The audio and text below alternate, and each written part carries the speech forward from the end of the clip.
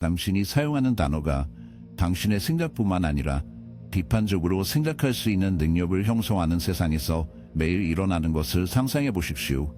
조지 오르웰의 1984년에서의 끔찍한 아이디어는 사고 범위를 좁히도록 설계된 언어인 네스파크의 발명으로 현실이 됩니다. 신문은 새로운 단어의 모음일 뿐만 아니라 사람들이 반대 의견을 표현하고 복잡한 아이디어에 대한 능력을 줄이며 당의 권위에 도전하는 뉘앙스를 제거하는 방법을 제안하는 전체 시스템입니다. 단순한 검열 이상입니다. 그것은 사람의 현실에 대한 인식을 형성하기 위해 언어를 의도적으로 구조 조정하는 것입니다. 언어가 통제되는 세상에서도 사람들의 주변 환경, 과거, 심지어 자신의 정체성과 상호작용하는 방식도 마찬가지입니다. 마음은 언어가 설정한 경계 내에서만 작동할 수 있습니다. 사람이 반란을 표현하거나 자유를 표현하거나 진리를 개념화하기 위해 말을 박탈당한 경우 그들은 연약하고 쉽게 조작됩니다. 오르웰은 대중을 통제하기 위해 먼저 단어가 생각을 형성하기 때문에 사용하는 단어를 제어해야 한다는 것을 알고 있었습니다. 이것은 원 디스토피아의 아이디어가 아닙니다. 우리 시대에 점점 더 관련이 있는 것은 진실입니다. 특정 대화, 아이디어 또는 심지어 전체 운동이 어떻게 논의될 수 있는지 제안하는 방식으로 구성되는 것처럼 보인다고 생각한 적이 있습니까? 신문은 오르웰과 함께 멈추지 않았습니다. 그것은 진화했고 지금 여기 있습니다. 오르웰의 담배팅 개념은 이러한 생각의 조작을 한 단계 더 발전시킵니다. 언어를 제한하는 것만으로는 충분하지 않습니다. 또한 모순을 받아들이도록 마음을 훈련시켜야 합니다. 둠레팅은 개인의 이의가 오와 같거나 자유가 현실의 일부로 모순을 받아들이도록 조절되었기 때문에 노예 제도라고 믿을 수 있습니다. 그들은 이 역설에 의문을 제기하지 않습니다. 그들은 단순히 망설임 없이 진실로 받아들입니다. 이 심리적 현상은 단순한 사고 실험 그 이상입니다. 모순적인 정치적 진술, 미디어 이야기 및 사회적 이데올로기가 대중이 눈썹을 올리지 않고 공존하는 것처럼 보이는 것은 오늘날 우리가 실제로 보는 것입니다. 예를 들어 정치인, 기업, 심지어 사회운동이 종종 자신과 모순되는 이야기로 작용하는 현대 정치 담론을 취하십시오. 하나의 메시지는 방송되지만 행동이나 정책과 일치하지는 않지만 사람들은 의문 없이 이를 받아들이는 방법을 찾습니다. 오르웰의 세계에서의 수용은 선전의 결과일 뿐만 아니라 사람들이 모순을 믿도록 훈련시키도록 설계된 시스템의 산물입니다. 사람들이 자신의 세계의 불일치를 비판적으로 검토하는 것을 방지하기 때문에 통제를 유지하기 위한 놀랍도록 효과적인 도구입니다. 오늘날 우리는 언어의 영향이 생각에 미치는 영향이 널리 퍼져 있지만 종종 전체주의 체제 오해이 우리에게 경고한 것보다 미묘한 사회에 살고 있습니다. 신문은 현대 세계의 공식 언어가 아닐 수도 있지만 우리는 확실히 큰 규모의 언어 조작을 목격하고 있습니다. 정치인, 언론 매체 및 기업은 끊임없이 언어를 재구성하여 대중의 인식을 형성하고 이야기를 통제합니다. 가짜 뉴스라는 용어는 이 현상의 강력한 예입니다. 우리가 사용하는 단어는 새로운 아이디어의 문을 열고 닫을 수 있어 지배적인 이야기 외부의 개념을 즐겁게 하기가 어렵습니다. 언어가 사회적, 정치적 문제를 설명하는 데 사용되는 방법을 고려하십시오. 문화 취소 또는 사회정의와 같은 용어는 현재 로드된 방식으로 양극화된 의미로 발전했습니다. 비운전, 중요한 사회적 문제에 대해 논의하려는 시도로 시작된 것은 무기화되어 특정 의제에 맞게 조작되었습니다. 뉴스픽과 마찬가지로 이 용어는 진정한 미묘한 대화의 공간을 제한합니다. 그들은 극화하고 지나치게 단순화되며 사람들이 의미 있는 반성의 기회 없이 측면을 선택하도록 강요합니다. 오늘날 우리의 담론의 대부분은 복잡한 문제를 건전한 물기로 단순화하여 권력을 가진 사람들에게 도움이 되는 방식으로 세상에 대한 우리의 이해를 틀어놓는 방식으로 구성됩니다. 오르웰이 두려워했듯이 언어를 통제하는 사람들은 단순히 의사소통을 통제하는 것이 아닙니다. 그들은 생각 자체를 통제하고 있습니다. 그러나 오르웰의 시간부터 우리는 얼마나 진전을 보냈습니까? 검열이 항상 명백하지 않은 세상에서 언어의 조작은 더욱 교활해졌습니다. 소셜미디어 플랫폼, 검색 엔진 및 뉴스 매체에서 언어 자체가 전장이 될 때 단어가 실시간으로 재구성되는 것을 볼 수 있습니다. 차이점은 우리가 더 이상 외부 세력에 의해 현실에 대한 우리의 이해가 얼마나 많이 형성되었는지를 더 이상 알지 못할 수 있다는 것입니다. 우리 자신, 경험 및 세상을 묘사하는 데 사용하는 바로 그 단어는 종종 우리가 깨닫지 못하는 방식으로 신중하게 선별되었습니다. 이 현상은 정치적 영역에만 국한되지 않습니다. 그것은 문화, 경제, 심지어 개인 정체성에 걸쳐 광범위합니다. 지속 가능성, 다양성 또는 포함과 같은 특정 용어의 상승에 대해 생각해 보십시오. 그것들이 진보적인 것처럼 보이지만 그들이 짜여지는 방식은 종종 토론의 범위를 제한하고 대안을 낙담시키거나 그들이 나타내는 아이디어에 대한 더 깊고 비판적인 탐구를 제한합니다. 신문은 본질적으로 언어적 구조가 아닙니다.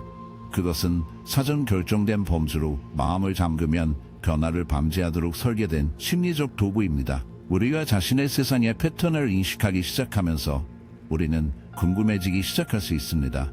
우리는 우리의 생각이 언어로 점점 더 제한되는 세상에 살고 있습니까? 우리는 자유롭게 생각하는 능력을 제한하는 방식으로 말하고 있습니까? 오르웰이 심오하게 보여주듯이 사고 통제의 힘은 우리가 말하는 단어뿐만 아니라 그 단어가 가능한 진실 및 실제에 대한 우리의 이해를 재구성할 수 있는 방법에 대해 있습니다. 우리도 우리 자신의 언어의 죄수가 되고 있으니까. 1984에서 오르웰은 두려움에 번성하는 사회의 냉담한 그림을 그립니다. 정부의 권력은 설득이 아니라 위험에 끊임없는 위협으로 유지되는 경우에 유지됩니다. 이것은 단지 공포에 관한 것이 아닙니다. 그것은 인구의 감정 상태에 대한 전략적이고 계산된 조작입니다. 당은 사람들이 두려워할 때 통제하기 쉬운 일뿐만 아니라 안전의 환상과 대가로 자유를 포기하려고 하기 때문에 두려움이 무기고에서 가장 강력한 무기라는 것을 이해합니다. 그것은 오래된 진실입니다. 두려움은 생각을 마비시키고 행동의 방향을 바꾸고 현실을 왜곡할 수 있습니다. 두려움의 힘은 사람들을 의심하지 않고 준수하게 하는 능력이 있습니다. 오르웰은 우리에게 적의 개념인 골슈타인의 개념을 소개합니다. 골슈타인은 실제 반대에서 벗어난 것이 아니라 끝없는 위협의 상징으로 만들어졌습니다. 골슈타인은 결코 사라지지 않는 적, 영구적인 전쟁과 감시를 정당화하는 끊임없는 북의만을 나타냅니다. 그들의 자유를 환복하는 것이 유일한 안보의 길입니다. 오르웰은 우리에게 적의 개념인 골슈타인의 개념을 소개합니다. 골슈타인은 실제 반대가 아니라 끝없는 위협의 상징으로 만들어졌습니다. 골슈타인은 결코 사라지지 않는 적, 영구적인 전쟁, 감시 및 통제를 정당화하는 끊임없는 북의만을 나타냅니다. 이 보이지는 않지만 항상 존재하지 않는 적에 대한 사람들의 집단적 두려움에 초점을 맞추면서 다만 시민들이 결코 지도자의 권위에 의문을 제기하지 않도록 합니다. 이 적은 보호의 모습으로 대중을 집회하는 방법인 유니티를 위한 도구가 됩니다. 그러나 진실은 골드스타인은 실제가 아닙니다. 그는 소설, 대량 조작의 무기입니다. 이 원칙은 우리의 현대 세계에서 깊이 공명합니다. 우리의 현대 세계에서는 정부, 기업, 심지어 미디어 매체가 종종 터무니없는 것처럼 보일 수 있는 행동을 정당화하기 위해 두려움이 종종 사용됩니다. 실제 또는 과장된 상관없이 위기가 어떻게 프라이버시 침입, 감시 증가, 전쟁 당시 정부 권력의 확장, 자연재해 또는 정치적 불안정을 정당화하는 데 사용되는 방법을 살펴보십시오. 두려움은 개인의 자유를 줄이는 법안을 통과시키는 완벽한 변명이 됩니다. 우리는 안전이 프라이버시 비용으로 이루어져야 하며 보안은 통제가 필요하며 자유를 보호하기 위해 자유를 희생해야 한다고 들었습니다. 그러나 우리가 포기하는 것이 우리의 자유가 아니라 인류라는 것을 깨닫기 전에 우리는 이것을 얼마나 멀리 갈 수 있습니까? 그러나 두려움은 우리에게 일어나는 일이 아니라는 것을 인식하는 것이 중요합니다. 엔진이 어린된 것입니다. 그것은 놀라운 정밀도로 재배되고 지시될 수 있는 감정입니다. 언론은 감정적인 반응을 유발하기 위해 설계된 감각적인 헤드, 라인과 이야기를 통해 우리의 두려움과 불안을 미묘하게 형성하는 이에 큰 역할을 합니다. 외국의 적에 대한 두려움이든 우리의 직업을 잃을까봐 두려움이든 사회적 붕괴에 대한 두려움이든 우리는 우리를 두려워하도록 설계된 메시지로 끊임없이 충격을 받습니다. 1984년과 마찬가지로 우리가 더 두려워할수록 우리는 의문이 적습니다. 그러나 통제를 위한 도구로서 두려움의 가장 위험한 부분은 그것이 잠재의식 수준에서 어떻게 작동하는지입니다. 1984년에 다는 단지 행동을 통제하기를 원하지 않습니다. 생각을 통제하고 싶어 합니다. 오웰이 우리에게 보여주듯이 두려움은 사람들이 합리적이 아니라 본능적인 방식으로 행동하게 하는 수단입니다. 그것은 개인을 생존 모드로 강요하며 그들의 주요 초점은 정치적 또는 사회적 변화보다는 개인 안전이 됩니다. 두려움은 현 상태의 의문을 제기할 공간을 허용하지 않습니다. 그것은 사람들이 영원한 복종 상태에 잠겨 있습니다. 이것은 우리가 우리 자신의 세계와의 연결을 보기 시작하는 곳입니다. 우리의 반응이 우리의 권리에 대한 무릎을 꿇는 항복이라는 것을 알기 위해서만 위기, 전염병, 테러 또는 경제 붕괴에 대해 얼마나 자주 듣습니까? 우리는 두려움에서 얼마나 자주 선택을 합니까? 우리는 또한 두려움의 힘과 그것이 어떻게 우리의 세계관을 형성하는지를 봅니다. 실제 또는 제작에 관계없이 위협에 대해 듣는 나를 보내면 현실이 위험에 처한 현실이 항상 모퉁이를 돌고 있는 곳이 됩니다. 이 끊임없는 두려움의 상태는 우리가 세상이 진정한 것보다 훨씬 더 위험한 곳이라고 믿게 하기 때문에 드라코니안 조치를 받아들이고 감시를 받아들이고 우리의 자유의 침식을 받아들일 가능성이 더 높아집니다. 1984년 당연히 영원한 근본적인 두려움을 만들어 행동뿐만 아니라 생각을 통제할 수 있다는 것을 알고 있었습니다. 그것은 그것에 반대하는 행동을 너무 두려워하는 사회를 선용할 수 있습니다. 우리는 세상이 진정한 것보다 훨씬 더 위험한 곳이라고 믿는 조건이 있습니다. 1984년 당연히 영원한 근본적인 두려움을 만들어 행동뿐만 아니라 생각을 통제할 수 있다는 것을 알고 있었습니다. 그것은 반란을 생각하기에는 너무 겁에 질려서 행동하기가 너무 두려운 사회를 만들 수 있습니다. 세상에서 우리는 점점 더 두려움의 문화에 둘러싸여 있습니다. 헤드라인뿐만 아니라 우리가 일상생활을 하는 방식에 존재하는 것은 경제 불안정, 환경 붕괴 또는 다음 정치적 위기에 대해 끊임없이 걱정하는 것은 두려움입니다. 두려움은 강력한 힘이며 조심스럽게 재배될 때 저항하는 것은 거의 불가능해집니다. 조작되고 증폭될 때 두려움이 우리의 자유를 없애고 우리가 기꺼이 참여할 때보다 더 많은 자유를 포기하도록 설득할 수 있는지 쉽게 알 수 있습니다. 그러나 가장 두려운 시련은 우리가 종종 우리 사회의 구조에 얼마나 깊이 짜여져 있는지 알지 못한다는 것입니다. 문제는 우리가 우리를 완전히 소비하기 전에 그것을 막을 만큼 충분히 알고 있으니까. 오웰의 1984년은 우리에게 기록 자체가 레코드를 편집하는 것뿐만 아니라 전체 과거를 지우고 집단 기업을 재프로그래밍할 때 재작성될 수 있다는 끔찍한 개념을 소개합니다. 과거의 이러한 조작은 당을 위한 단순한 도구가 아닙니다. 그것은 그들의 힘이 건설되는 기초입니다. 1984년의 세계에서 진실부는 끊임없이 역사적 기록을 바꾸고 당에 끊임없이 변화하는 이야기와 일치하도록 사실을 바꾸는 것이었습니다. 과거를 통제하는 슬로건은 미래를 통제하고 현재를 통제하는 사람은 과거를 통제한다는 전체주의 권력의 본질을 캡슐화한다. 사람들이 과거에 대해 진실하다고 믿는 것을 끊임없이 바꾸어 파티는 결코 의문을 제기하거나 전복시키지 않도록 합니다. 과거는 더 이상 고정된 현실이 아닙니다. 그것은 유동적이고 가단성 물질이 되어 현재 순간의 요구에 쉽게 형성될 수 있습니다. 이것의 끔찍한 부분은 오세아니아 시민들이 이러한 개념을 받아들일 뿐만 아니라 진실을 완전히 잊어버리도록 만들어졌다는 것입니다. 기억 자체는 사람들이 존재하지 않은 역사를 믿을 정도로 변경됩니다. 객관적인 현실에 대한 아이디어는 이 세상에서 진실이 당사자가 말하는 것이 사실이며 어제 진실이 현재 현실과 모순되면 관련이 없기 때문에 사실이라는 생각은 관련이 없습니다. 과거의 이러한 주장은 단이 결코 틀리지 않도록 보장합니다. 필요할 때마다 단순히 새로운 역사를 만듭니다. 신뢰할 수 있는 진실의 근원을 박탈한 사람들은 이것을 평소처럼 받아들이기 시작하며 과거와 현재의 불일치에 의문을 제기하지 않습니다. 역사에 대한 이러한 통제는 1984년에만 국한된 것이 아닙니다.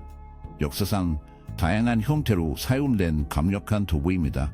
전체주의적이든 아니든 정치적 체제는 종종 과거를 다시 쓰려고 현재 행동을 정당화하려고 시도하는 방법을 살펴보십시오. 예를 들어 특정 정부가 공식 기록에서 불편한 역사적 사건을 지우거나 다운플레이하는 방식을 취하십시오. 이것은 대체 사실의 문제일 뿐만 아니라 정부의 의제에 맞는 새로운 이야기를 창출하는 것입니다. 역사상 비판적 순간을 제거하거나 왜곡함으로써 이러한 힘은 정당성이 의심의 여지가 없는 세상을 만들려고 노력합니다. 오르웰의 당사자는 역사를 통제를 강화하기 위한 무기로 사용하는 것처럼 오늘날 정부와 조직은 비슷한 이유로 역사를 조작합니다.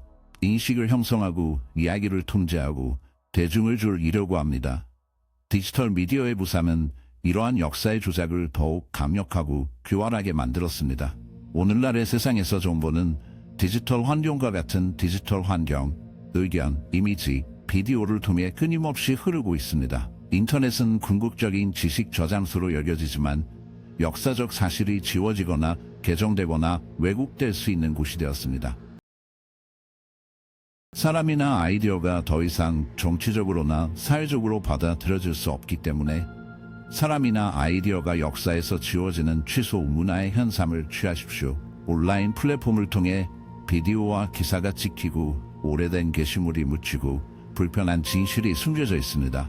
한번 문서화되고 액세스 가능한 역사는 이제 디지털 플랫폼을 제어할 수 있는 힘을 가진 사람들에 의해 다시 작성될 위험이 있습니다. 디지털 시대는 진실이 더 이상 제 시간에 고정되어 있지 않은 세상을 만들었습니다. 실시간으로 지속적으로 재프로그래밍, 업데이트 및 변경될 수 있는 것입니다. 또한 역사적 기록을 조작하는 능력은 기사를 편집하거나 게시물을 삭제하는 것 이상입니다. 그것은 매우 기억의 창조로 확장됩니다. 우리는 소셜미디어에서 사건이 어떻게 보고되거나 논의되는지를 살펴보면 우리는 이야기에 영향을 줄 뿐만 아니라 대화에 영향을 줄 수 있는 힘을 가진 사람들에 의해 이야기를 보게 됩니다. 우리가 의사소통하는 데 사용하는 플랫폼, 우리가 보는 것을 선별하는 알고리즘 및 증폭된 목소리는 모두 집단 기억의 모양에 기여합니다. 여기서 위험은 시간이 지남에 따라 실제로 일어난 일에 대한 진실에 대한 접촉을 이룰 수 있다는 것입니다. 통제준인 사람들의 이야기에 맞는 사건의 버전으로 대체할 수 있다는 것입니다. 이 과정은 너무 미묘하고 점진적으로 너무 늦을 때까지 일어나고 있다는 것을 깨닫지 못할 수도 있습니다. 객관적이고 불변의 역사의 상실은 또한 정체성의 상실입니다. 우리가 누구인지, 어디에서 왔는지, 그리고 우리가 어디에 있는지에 대한 우리의 이해는 역사적 진리의 기초에 기반을 두고 있습니다. 그 진리가 타협될 때 우리의 자기 감각도 마찬가지입니다. 그것은 지도 없이, 랜드마크 없이, 그리고 우리가 어디에 있었는지 명확하게 이해하지 않고 선물을 탐색하는 것과 같습니다. 우리는 경쟁하는 현실의 바다에서 길을 잃게 될 위험이 있으며 각 버전의 역사는 다음과 같이 유효하며 어떤 경우가 있는지 결정할 방법이 없습니다. 오르웰의 소설이 우리에게 가르치는 것처럼 과거를 통제하는 것은 미래를 통제하는 것을 의미합니다. 역사의 조작은 오늘날의 이야기를 통제하는 것이 아닙니다. 당사자의 지배력을 계속 유지하는 방식으로 미래를 형성하는 것입니다. 오늘날의 세상에서의 조작은 널리 퍼져 있을 수 있습니다. 우리가 스스로에게 물어봐야 할 질문은 다음과 같습니다. 과거에 대해 우리가 알고 있는 것이 실제로 진실이며 특정 의제에 맞게 얼마나 많은 것이 신중하게 제작되었습니까? 역사가 지워지고 재프로그래밍되고 다시 작성될 수 있는 세상에서 우리는 어떻게 우리가 진정으로 일어난 일의 현실에 근거를 두고 있는지 확인할 수 있습니까? 그리고 우리는 어떻게 우리 자신의 조작된 기억의 희생자가 되는 것을 피할 수 있습니까?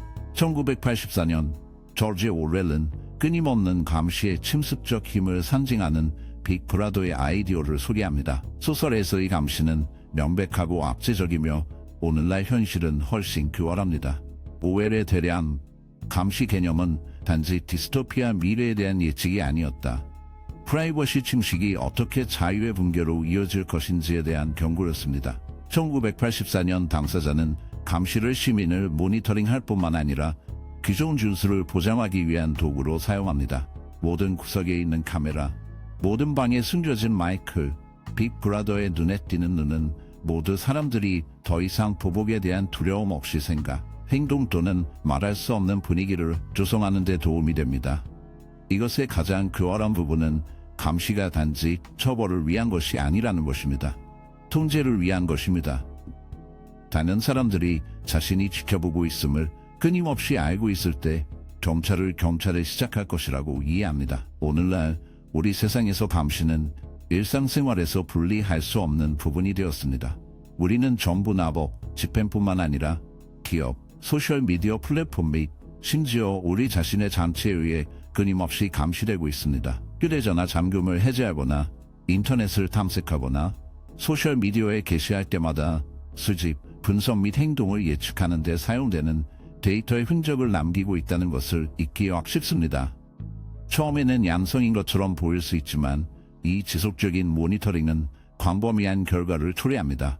1984년과 마찬가지로 시민들이 빅브라더의 항상 존재하는 시선으로 인해 자기 검열을 받는 것처럼 우리도 우리 자신을 검열하기 시작했습니다. 우리는 특정한 것을 말하지 않습니다. 우리는 알고리즘의 기대에 맞게 조치를 취합니다. 우리는 갈등이나 판단을 피하기 위해 진정한 자아를 음소거합니다. 이 감시는 더 이상 물리적 존재가 아닙니다. 그것은 우리의 일상 존재 직물에 내재화되어 있습니다. 법, 집행관행에서 상업적 환경에 이르기까지 모든 것에 들어간 얼굴, 인식 기술의 상승을 고려하십시오. 한때 오렐 시대의 공상, 과학소설은 이제 일상생활의 일부입니다. 카메라는 어디에나 있으며 우리의 움직임, 행동 및 정체성을 모니터링합니다. 이 기술은 종종 안전과 보안을 위한 도구로 판매되는 동안 질문은 다음과 같습니다. 이 보안 비용은 얼마입니까? 1984년 파티와 마찬가지로 우리는 감시가 우리 자신의 이익을 위한 것이며 범죄, 테러 및 장애로부터 우리를 보호할 것이라고 들었습니다. 그러나 문제는 여전히 남아 있습니다. 우리는 안전의 이름으로 얼마나 많은 자유를 기꺼이 희생하고 있습니까? 또한 기업의 데이터 수집의 상승을 살펴봐야 합니다. 우리가 온라인으로 만드는 모든 클릭, 우리가 구매하는 모든 구매, 우리가 소셜미디어에서 가지고 있는 모든 대화, 모두 우리 주위에 관대한 디지털 프로필에 기여합니다. 이 데이터는 우리의 욕구, 선호도 및 심지어 정치적 신념을 조작하는 데 사용됩니다. 그러나 정부가 직접 통제하는 도구인 1984년의 감시와는 달리 오늘날의 감시는 종종 서비스로 위장됩니다. 우리는 무료 교환에 참여하고 있다고 믿게 되었습니다. 우리는 데이터를 제공하며 대가로 개인화된 광고, 권장사항 및 콘텐츠를 받습니다. 그러나 우리가 보지 못하는 것은 이 무료 교환이 숨겨진 비용으로 제공된다는 것입니다. 우리가 더 많이 포기할수록 개인정보를 잃고 다른 사람들이 우리의 삶에 대해 더 많은 통제력을 얻습니다. 그것은 단지 지켜보는 것이 아닙니다. 그것은 프라이버시가 점점 부족한 세상에서 사는 심리적 영향에 관한 것입니다. 1984년의 시민들은 감시에 익숙해져서 더 이상 자신의 생각을 신뢰하지 않습니다. 그들은 끊임없는 감시로 인해 정신 규정 준수 상태로 관제되기 때문에 단순히 현실의 일부로 모순을 받아들이면서 더블 메모에 관여합니다. 우리는 오늘날 모든 메시지, 모든 대화 및 모든 게시물이 잠재적으로 모니터링되는 세상에서 비슷한 추세를 봅니다. 우리는 스스로를 두 번째 추측하기 시작합니다. 우리의 의견이 너무 논란의 여지가 있는지, 우리의 게시물이 너무 급진적이라면, 우리가 보이지 않는 선을 넘어든다면 궁금합니다. 그리고 오세아니아 시민들과 마찬가지로 우리는 자기 검증을 합니다. 감시의 가능성이 우리의 사생활이 더 이상 진정으로 사적인 것이 아니라는 것을 의미하기 때문에 우리는 진실을 말하고 진실을 표현하는 것을 두려워합니다. 이러한 프라이버시 침식은 단순한 불편함이 아닙니다. 그것은 우리의 자유에 대한 근본적인 위협입니다. 개인정보는 개성에 필수적입니다. 우리가 생각하고 의견을 형성하고 판단이나 보복에 대한 두려움 없이 아이디어를 탐구할 공간이 있는 것은 프라이버시입니다.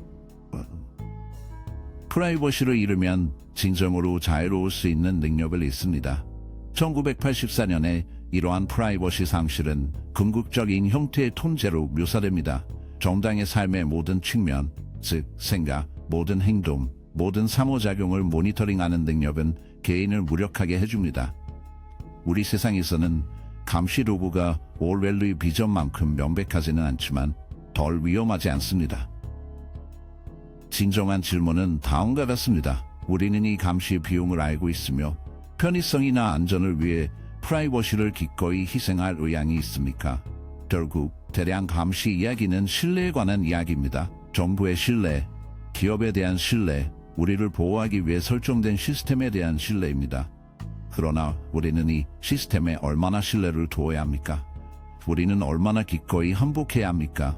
오웰이 1984년 너무 생생하게 경고한 것처럼 프라이버시가 없는 세상은 자유가 없는 세상입니다. 우리가 빅 브라더의 끊임없이 눈에 띄는 눈을 다양한 형태로 우리의 삶과 세상을 형성할 위함을 결정하는 것은 우리에게 달려 있습니다. 1984년 조지 오웰은 개성이 억압되지 않는 세상의 그림을 그립니다. 그것은 말살됩니다. 이 사회에서 다르게 생각하는 것은 단순히 낙담하지는 않습니다. 리다, 범죄입니다. 사고, 범죄의 개념은 정권의 총통제를 유지하는 능력의 중심입니다. 노릇. 당의 권력은 시민들의 절대적인 적합성에서 비롯되며 현 상태에 도전하는 사람은 존재로부터 기반을 둔 처벌을 받습니다. 당은 개인의 사고와 지배의 가장 큰 위협이라는 것을 이해합니다. 사람들이 자유롭게 생각할 수 있다면 그들은 당의 이야기에 의문을 제기할 수 있으며 그것은 반란으로 이어질 수 있습니다. 그러므로 개성의 파괴는 권력에 대한 그립을 유지하기 위한 당의 전략의 초석이 됩니다.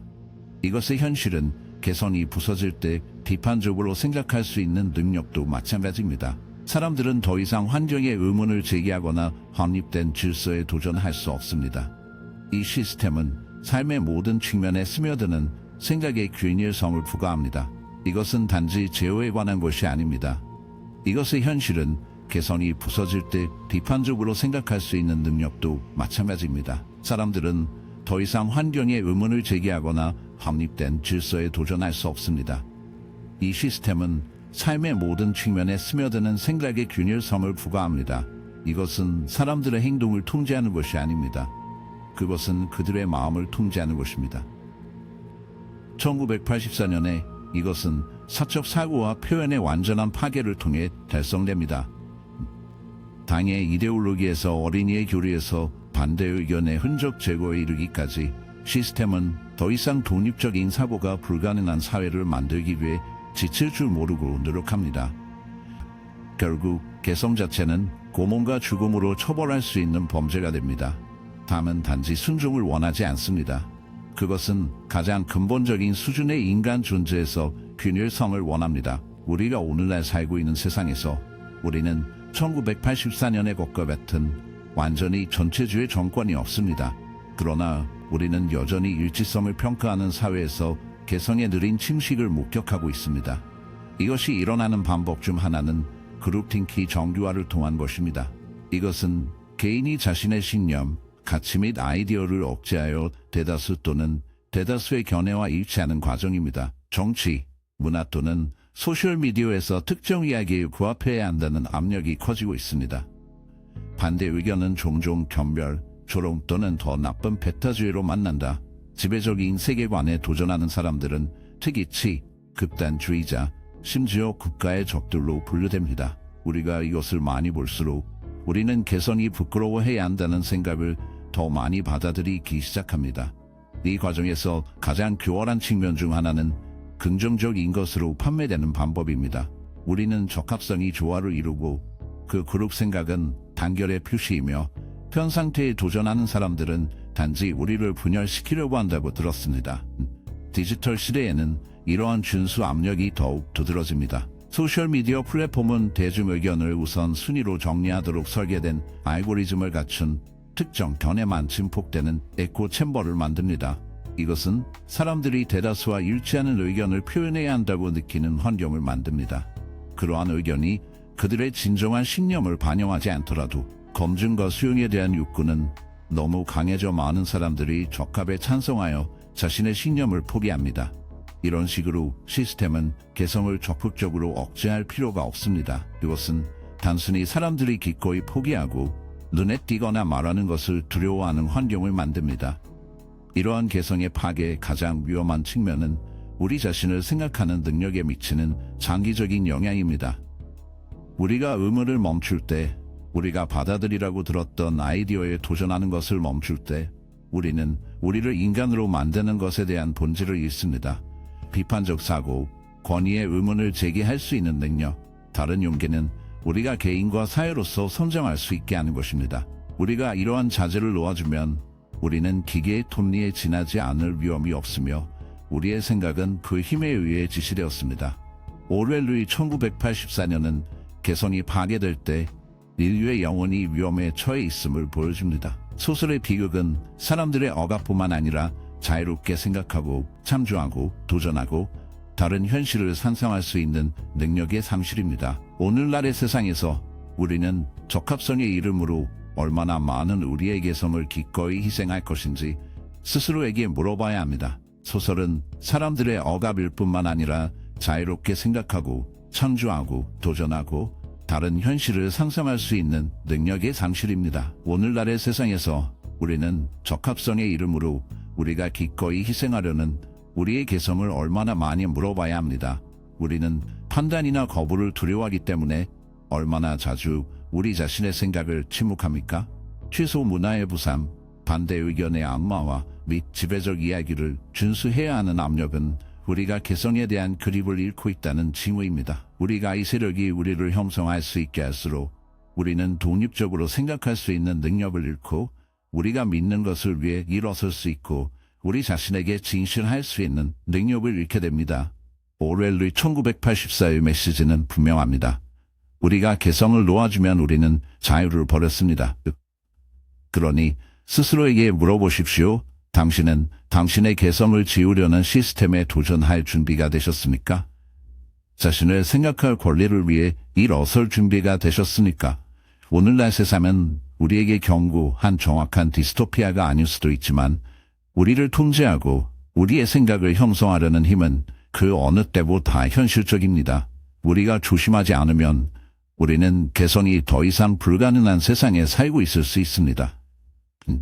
이 비디오가 생각을 불러일으키는 것을 발견했다면 같은 반사의 여정에 우리와 함께 할 수 있도록 같은 동영상을 남겨두고 구독하고 알림벨을 치십시오. 우리의 세상과 마음을 형성하는 아이디어를 매일 탐구하는 새로운 비디오를 잊지 마십시오. 호기심을 유지하고 깨어있고 계속 질문하십시오.